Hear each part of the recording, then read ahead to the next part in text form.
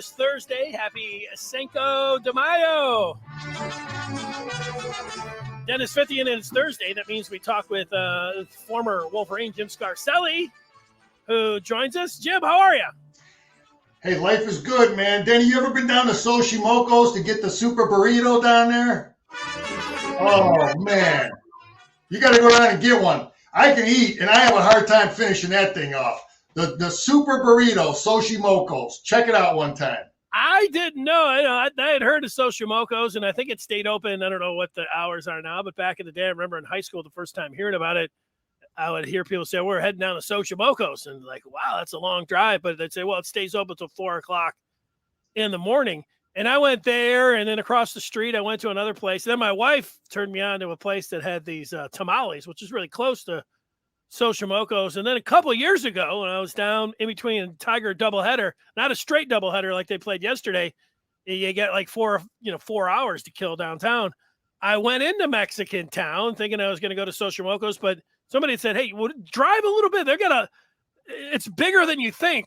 Well, you start driving into Mexican town in Detroit, and it's not just some little block or two. You can start driving miles. I remember driving about a mile or two, and I stopped at what looked like I might have been in the middle of the desert in Mexico, and went in and ordered up some lunch. I didn't like it. It was a little bit too, maybe it was a little bit too close to the same thing. It was just soups and stuff.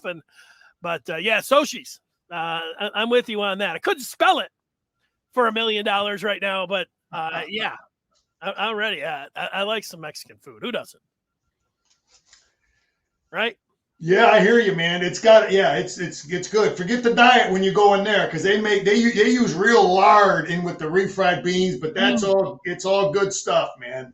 Yeah, well, some people can tell you that fat's okay as long as it's not your sugar and flour. Stay away from those things. Stay away from the flautas and what do they call those cinnamon twists after? They don't call them those. I forget what those are. Churros and some chocolate sauce. Stay away from those, Scott. Yeah, it's all good. All right. Hey, well, what are we talking about today? We've got a number of things here. Name, image, and likeness continues to stay top of mind, front page news, however you want to put it. People talking about it nonstop, and that includes us right here. I'm going to ask the Coach Scar here if he would rather have a great defense or a great offense in modern-day college football. What would bode well for winning it all? Speaking of the coach there, Scar, he's been watching some of these spring games around the Big Ten. He'll pick a couple of the teams out and give us a scouting report on them. And Michigan's got a transfer combo guard from Princeton named Jaelin Llewellyn, and we have some tape that we're going to watch together. And Scar and I will talk about what we're looking at there. How's that sound, Scar? Sounds great. Yeah, NIL is a factor, man. It's a big factor. Denny, it initially when it started to happen, I'm like, is this going to come down to who's got the wealthiest alumni? Is that where we're at? Is that what this thing's going to be? Not so much about, your coaching, but who's got the wealthiest alumni? But I think Michigan is able to compete. I think we have. I think our two major programs, Jim Harbaugh and Juwan Howard. I think their background in the NFL and the NBA, these guys are used. I'm sure they have a budget. I would guess that both those coaches, all of our coaches, are going to have some type of a budget that will be NIL type opportunities that our program has available for them to spend. And I think Jim and Juwan are, they got experience in the professional ranks. So that's I think that's a benefit for Michigan, but it's definitely there. I would believe they have a budget. It's something that bugged me listening to Saban talk. This is gonna, it's not sustainable, and it's easy for him to take $10 million. It's easy for an assistant coach to make $1.5 million. But he wants to now say, we got a problem with players getting their cut now. So that kind of bugged me, because I'm all about the players getting their shot at this stuff. But Another thing that no one's talking about, and we haven't heard it yet, Denny, is Title IX. We haven't heard, because the majority of the people making the money and getting these big paydays are men's sports guys. So just a couple things out there, but I do think Michigan is going to be able to compete. I think our coaches have the necessary support that we can go and get kids that we want to get. We've got to offer everything else, the education, the football, and those opportunities, and we'll be able to compete. Yeah, I think you're hitting on some of the key points here, and if we just go back and dive into those. The one thing about Michigan, a prospect will ask, hey, what about the academics? What about the football program? You're going to get me into the NFL? What about the kind of money I could make?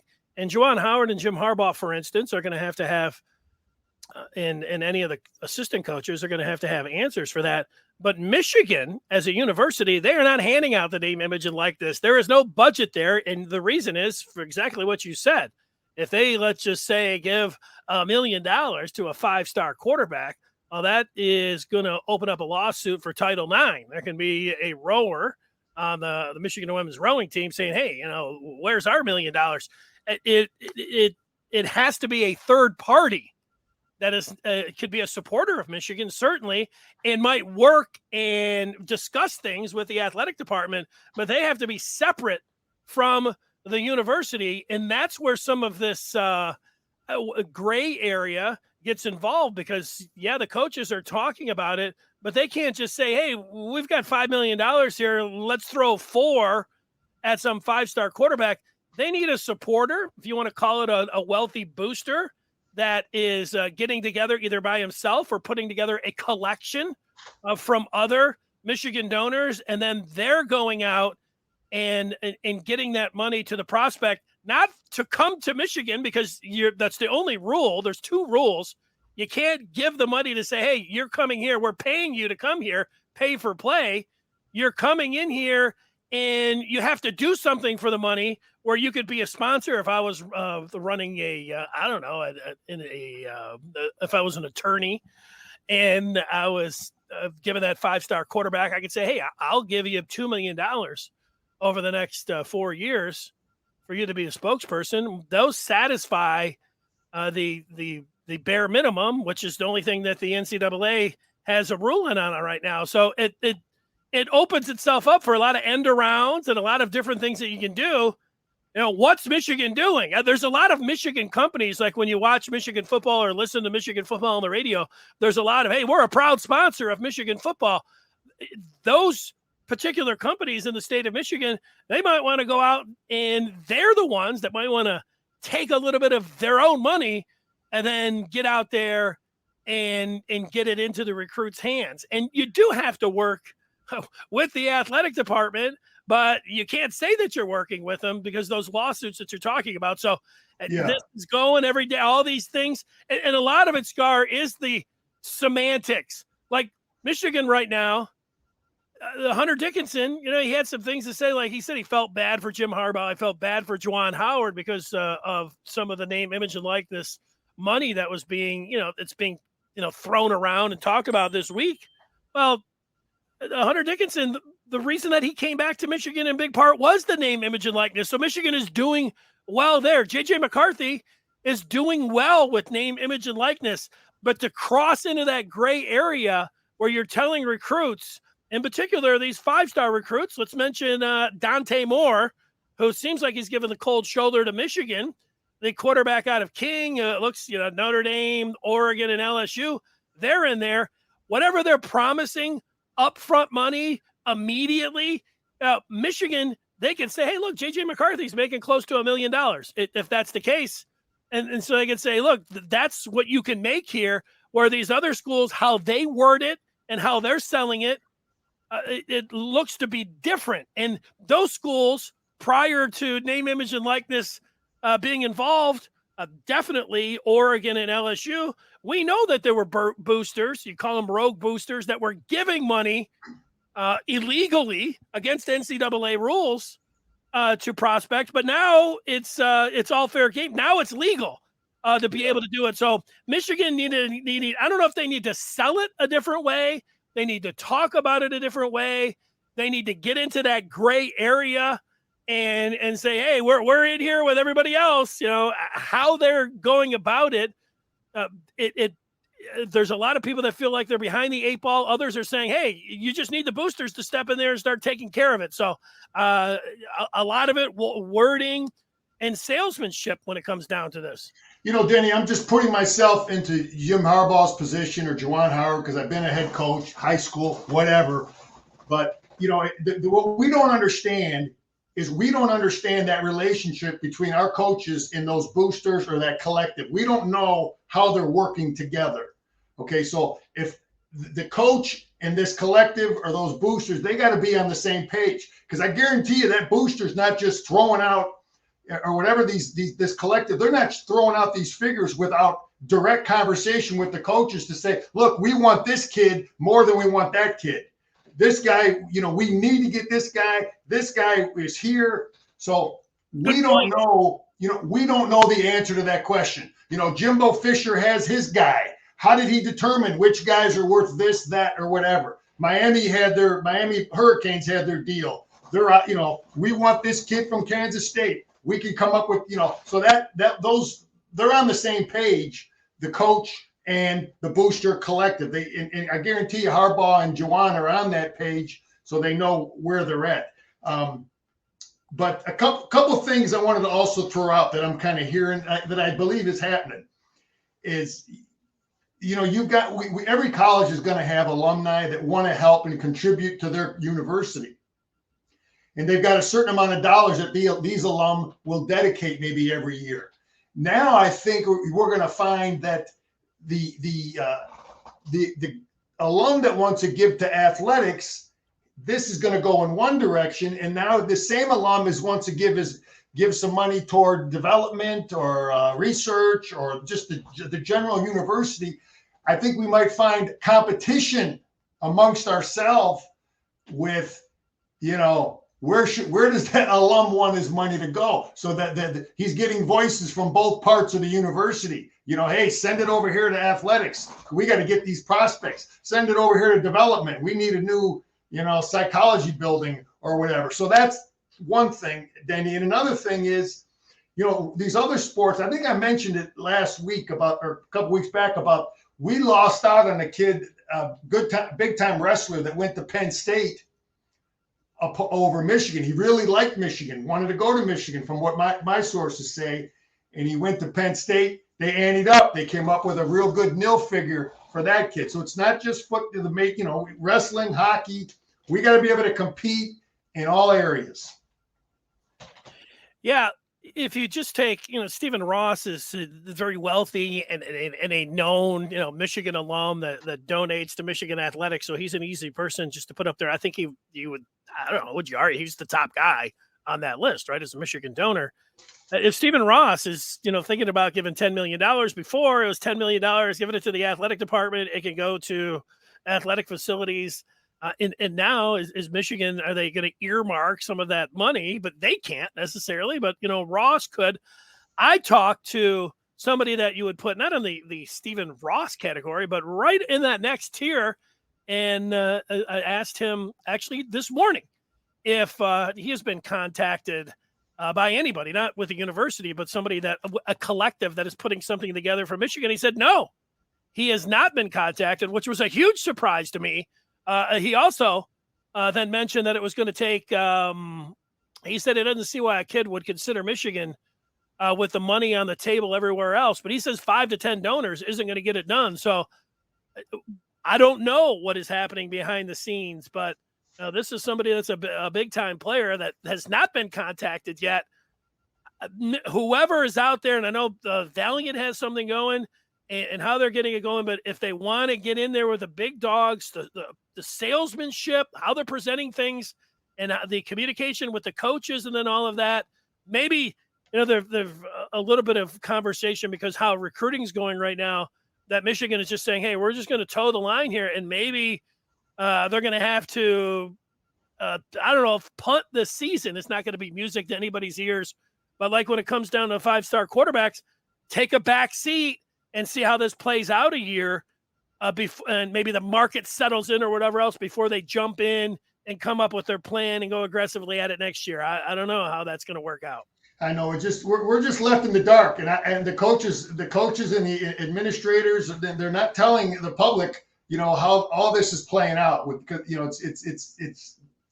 It's very complex because, Denny, if you and I are getting recruited or I'm there and here comes a recruit and now, what are you giving this guy? What are you giving that guy? I don't know. So there's just so many things that make this complicated for the head coach and the trying to build that team at the same time. You got all this stuff going on. So I do know this when it comes down, Scar, to 5-star quarterbacks, the majority of the top 5-star quarterbacks are committed, whether it's going to USC or wherever they're going. But there's a couple, one being Dante Moore out of Detroit, who Michigan seems to have, whether it's lost connection or he's given him the cold shoulder or whatever it is. But there was another guy, and I don't recall his name, but I was reading quotes.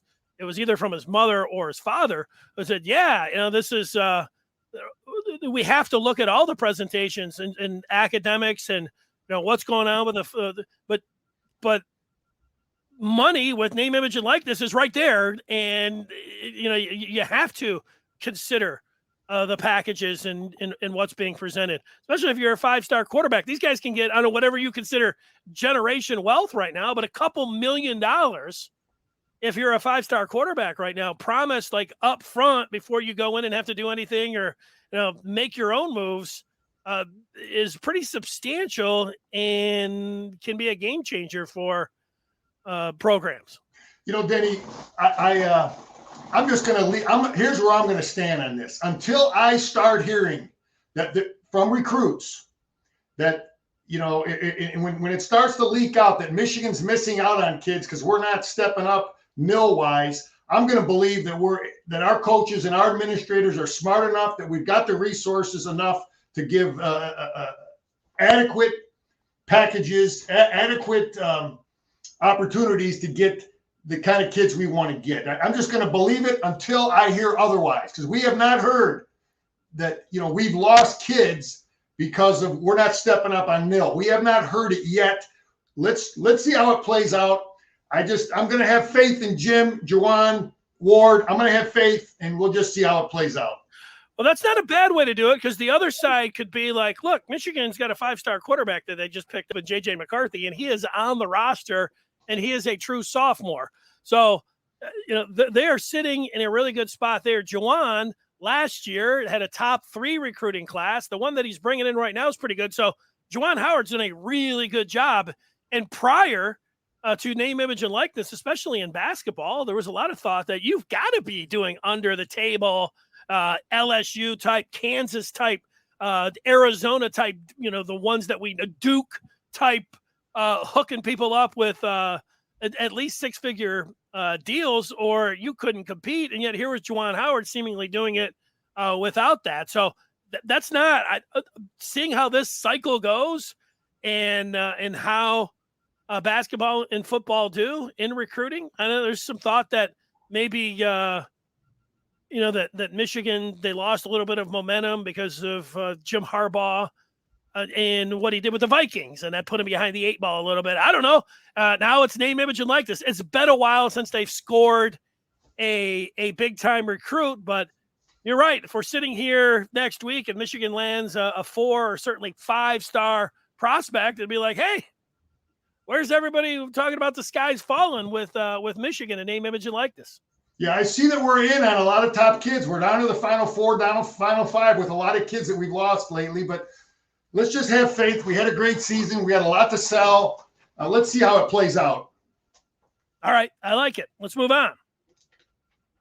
Scar, you played on the defensive side of the ball, but you coached. So you can't you can't favor one side of the ball or the other, or can you? Just thinking about it before I throw up some numbers here, would you rather in 2022, you'd like both, but would you rather have a great offense or a great defense? Yeah, this question is it's not a real simple, quick, easy answer. But if you go by the Schembechler philosophy, you put your best players on defense. You can't hide. I know as a coach, you cannot hide defensive players. You can hide or have inferior players on offense that you can do some things. Okay, but if we're going to compare great offense, average defense, great defense, average offense, my thoughts are that a great defense is going to travel. A great defense is going to be able to defend all types of offenses. See, Michigan State gives 50 to Ohio State. That's not a great defense. You want a defense that can stop and slow down everybody to give your offense a chance. In general, Denny, I would say I do believe, though, in the old theory that, offense wins games, defense wins championships. I do tend to side with that. As long as the offense doesn't turn the ball over, we got a chance. But, the philosophies are different when you look at statistics. People want to look at, statistics of versus the score or versus the – and, you look at Wisconsin offensively. They slow the game down. It's a slow game. They're going to always have less score against them because there's less possessions in the game. You look at the academies. They're always going to have great defense. And then you have a guy like Lane Kiffin. He has a totally different philosophy. He wants to run and gun and quick and score and score. He goes for it on fourth down. He has a little different philosophy about things. It's not as easy of a question, but I always prefer my defense because I think in the long run, again, you can't. It's going to be there for you. Week in, week out, defense is going to show up. Yeah, and really they do work hand in hand. Nothing's going to help your defense out more than being able to protect them and run the football and keep them fresh. And on the other side, nothing's going to help that offense out. And if you're able to turn the ball over and get some 3 and outs and get them back and get them more possession. So all of it's going to be able to work together. They're good points about, teams that run and throw. You think about just over the last 3 years, these two teams that both won it all, and both of them after the draft now and what Georgia and what Georgia, how many defensive players came off the board in the first round. You had Nakobe Dean free falling through the third round. Some thought he was going to be a first rounder. And the talk this year was that, the Dogs had this generational defense. They were holding teams to under 10 points per game. And then, and people that are listening, just 3 years ago, Joe Burrow goes down to the Bayou, and LSU puts up the historically great numbers on offense. Both of them won a championship. And Scar, you just look a little bit into it a little bit further. LSU, they had the top offense. They had the 26th ranked defense that year. And when you look at Georgia this past year, that's not correct. The 2021, I typed that in wrong. That might have been where Georgia was back.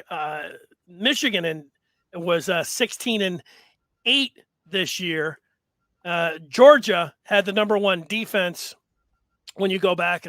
This was supposed to say number one defense, and they had a top 9 offense this past. Let me also say this, Danny. I shared this with our listeners before. Our coaches showed us there was a 20-year period when I was playing at Michigan. 20 years.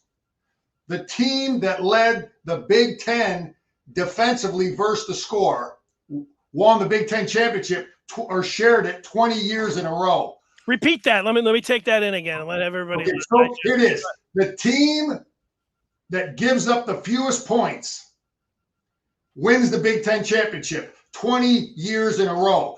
Our coaches used to show us that statistic. Scoring defense. Yeah. Yep. So there was a correlation. That was the only stat I ever gave a darn about as a coach when I used to talk to my team or to my defense. Give up the fewest points, we win championships. And I looked at our statistics too as a high school coach, and there was the same correlation. Darn near, 19 out of 20 times, but it was 20 years in a row. The team that gives up the fewest points defensively wins championships. That's the way it was in my era. Okay, and it applies. But don't ever forget that. But guys like Lane Kiffin, they throw that out the window. He's got a different philosophy. He wants to score. He puts his defense in he don't care. He goes for it on 4th down on his 40-yard line.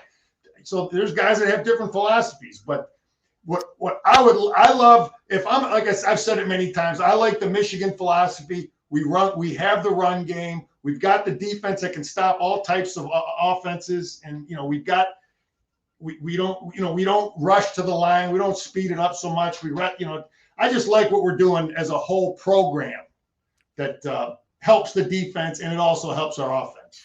Yeah, it's fantastic to be great on one side of the ball, but you better be pretty good on the other side of the ball too. Ohio State was clear number one in points per game this year, but their defense was ranked number 38. And a lot of people, we were having a discussion yesterday, and people were making the point that Ohio State's defense was soft. Great offense, but their defense was soft.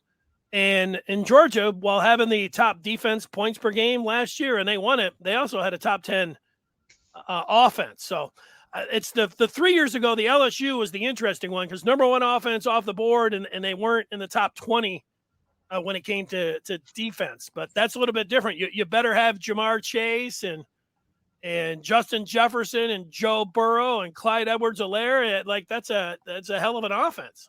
Denny, I hope this continues, and I've said it many times. When you run spread, and you are almost exclusively spread, and want to throw like they do in Columbus, that makes your defense soft. I believe it. I hope they continue with it. I will hope they continue to be a spread, throw, because when we come in with our 3 tight ends, look out. We're going to keep giving them what we gave them this past November. So I like what we're seeing there. And like I said, you got to have your program so that your offense helps your defense prepare for everybody you see, and your defense helps our offense. And I think Michigan's coaches understand that, and we're doing it.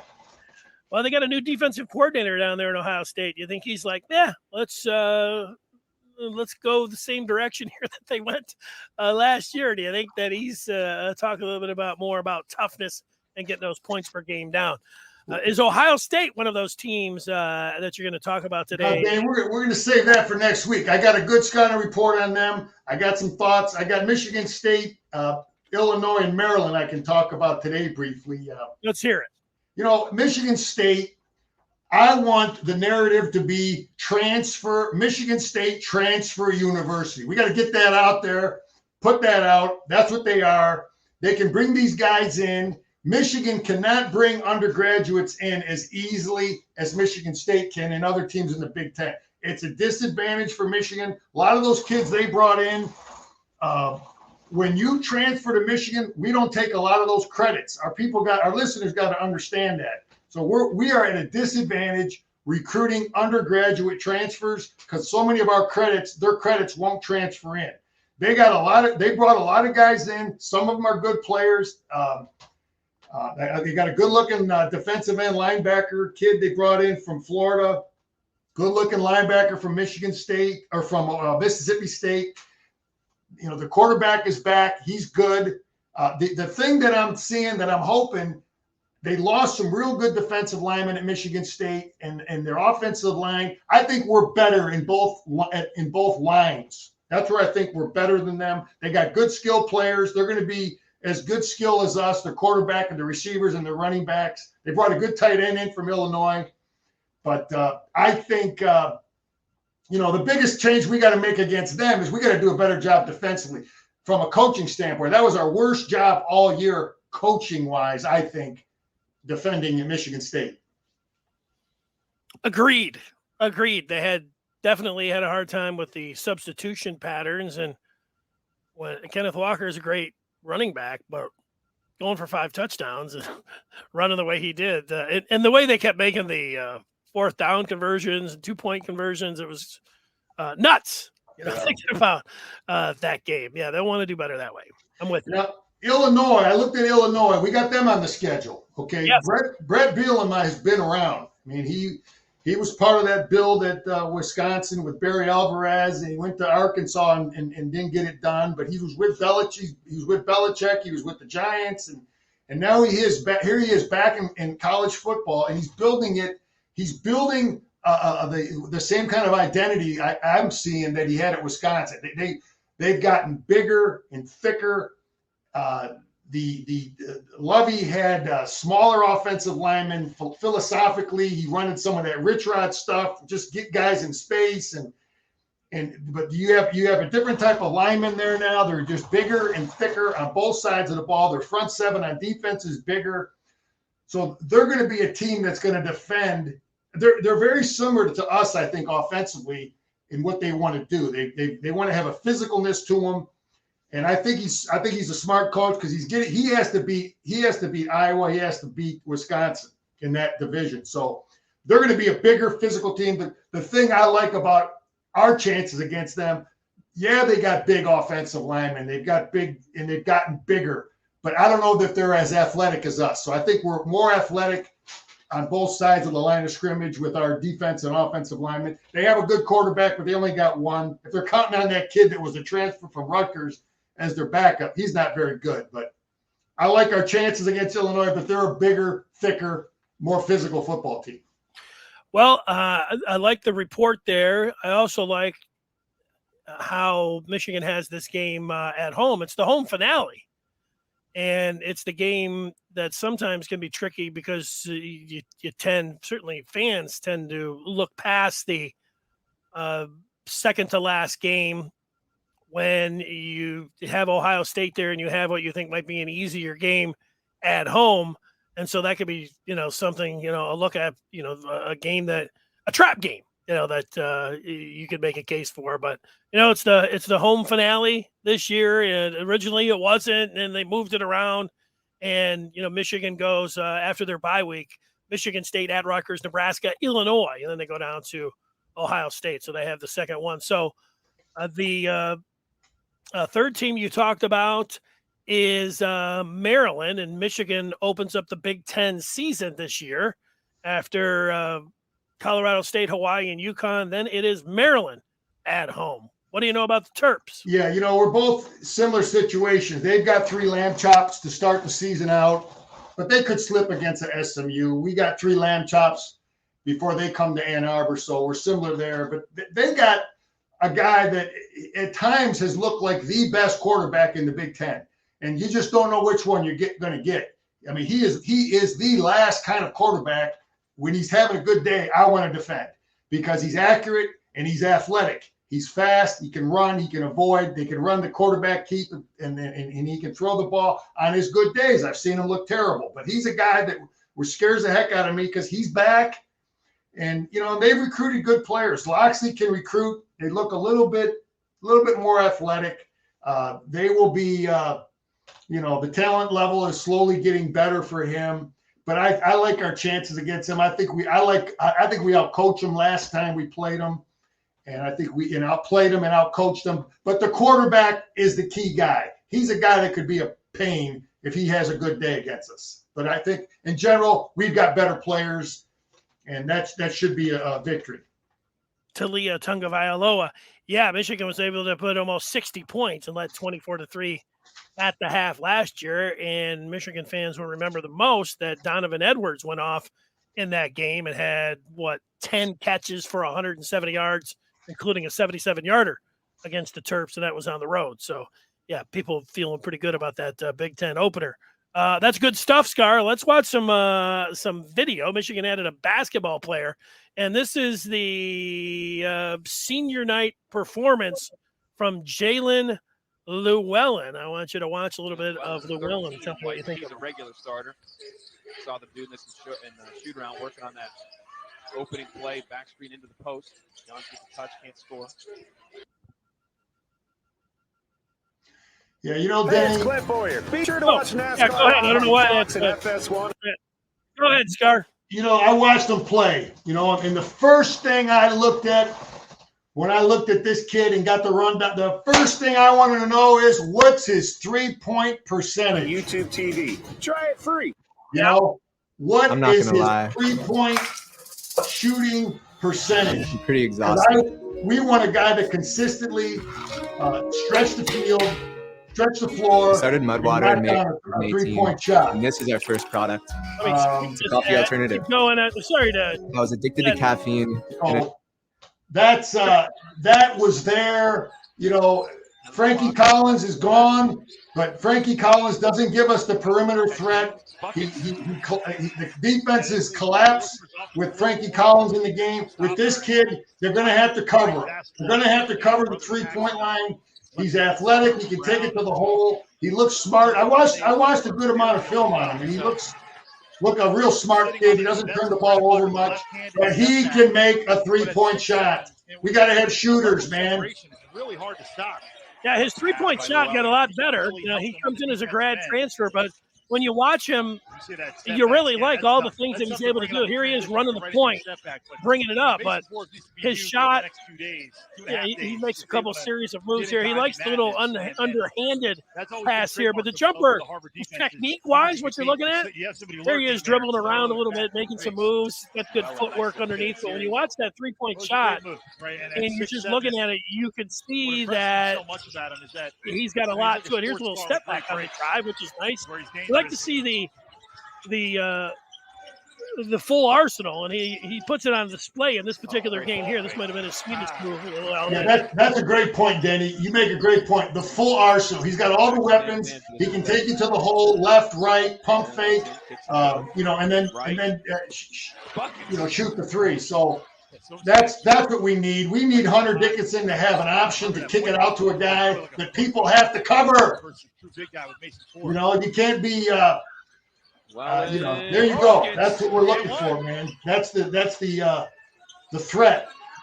And then hopefully he's real smart with the ball as the leader out there and secures the ball, and we're not turning it over. See, there's a shot. So, yeah, I looked at the shooting. I think he was like 38.5 or something, which is great. Yeah. That's great. It up a little bit. Maybe he doesn't have the same build, but maybe a little bit like Eli Brooks. Yeah, he does. He looks a little bit like Brooks. But looking at him, he looks like a little bit of like a Geo Baker type kid. A good player from Rutgers. So, yeah, I think Juwan did good there. And, we definitely have some people that can stretch the floor this year. I know I got to believe that Caleb Houston will be a much better shooter, a much more confident kid this year. Yeah, and one thing here, good free throw shooter. You mentioned the 3-point. He's not a spot-up shooter here. Here he is, going up and dunking one, which is nice to see. But he's a jump shooter. He's not just a set shot. And I think this is the one where he uses a little bit of a step back. Yeah, you want that. Wow. No. You want that league is good. Harvard, that's good basketball. Those aren't, those are good teams. A Big Ten team can lose to Harvard or Princeton if you don't play good basketball. So I think it's a good pickup. I was hoping to get the kid from Texas Tech.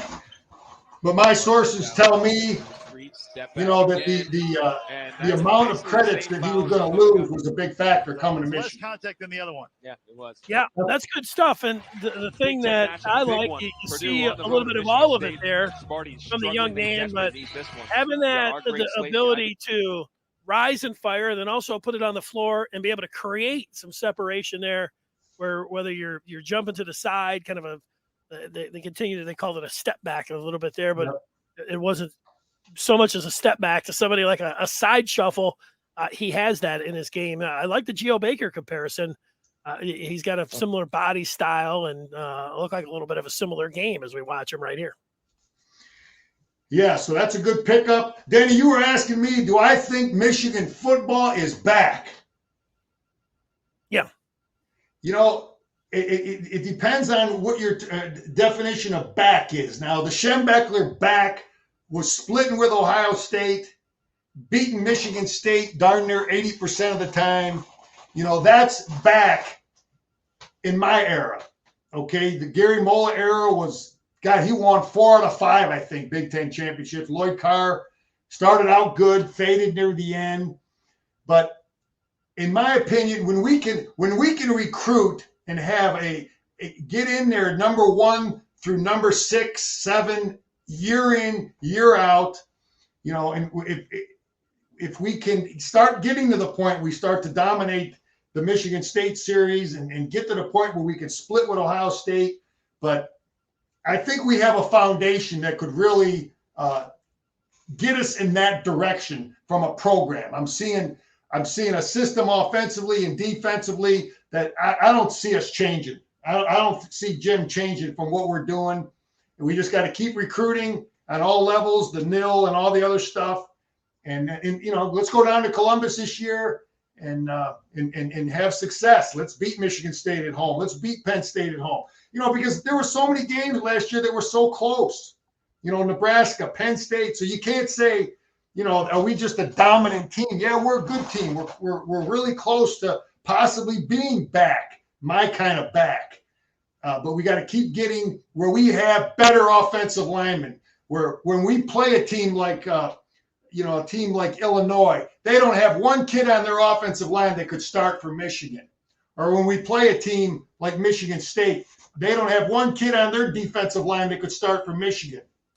Because that's when we played Alabama, I know a couple of years ago, I'm like, God, I don't know how many guys we had that could start for Alabama on their offensive line or their defensive line. So when we're back, that means, we just got much better players and we're rolling.